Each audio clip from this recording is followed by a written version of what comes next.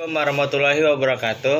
Nama saya Azwar Salihudin, mahasiswa jurusan Bimbingan dan Konseling Islam semester 3. Kali ini saya akan menjelaskan tentang ciri-ciri masa awal anak-anak. Pada perkembangan ini adalah suatu proses perkembangan yang memperbolehkan anak untuk berinteraksi dengan orang lain. Dengan begitu, anak dapat mempelajari suatu kejadian apa yang ada di sekitarnya. Dalam hal ini, anak dapat atau seringkali mengeksplorasi berbagai topik dalam sebuah kelompok. Cara inilah dinilai dapat mengembangkan rasa kebersamaan, menghargai perbedaan, dan kerjasama ketika menghadapi sebuah persoalan. Secara kronologis atau menuntut urutan waktu, masa kanak-kanak adalah masa perkembangan dari usia 2 hingga 6 tahun. Perkembangan biologis pada masa-masa ini berjalan pesat, tetapi secara sosiologis ia masih sangat terikat oleh lingkungan dan keluarganya.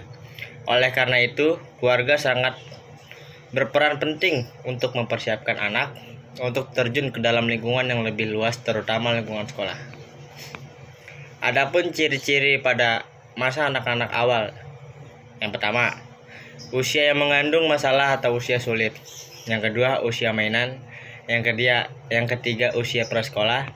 Yang keempat, usia belajar kelompok. Yang kelima, usia menjelajah dan banyak bertanya. Yang keenam, usia meniru dan kreatif. Sedangkan tugas-tugas perkembangan pada fase ini meliputi 1. Belajar berbicara, misalnya dengan belajar menyebut kata ayah, ibu, atau benda-benda sederhana di sekitarnya. Yang kedua, belajar membedakan jenis kelamin. Yang ketiga, belajar mengadakan hubungan emosional selain dengan orang-orang terdekatnya.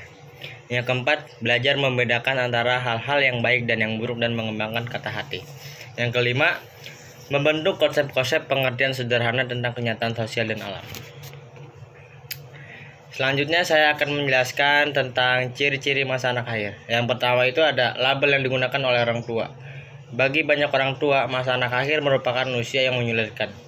Suatu masa di mana anak tidak mau lagi menuruti perintah dan anak lebih banyak dipengaruhi oleh teman-teman sebaya dibanding orang tua atau keluarganya.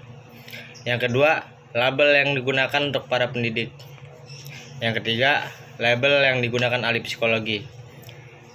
Bagi ahli psikologi, masa anak akhir adalah yang pertama usia berkelompok, yang kedua usia penyelesaian diri, yang ketiga usia kreatif, yang keempat usia permainan atau bermain.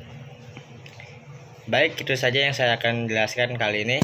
Kurang lebihnya mohon maaf. Wassalamualaikum warahmatullahi wabarakatuh.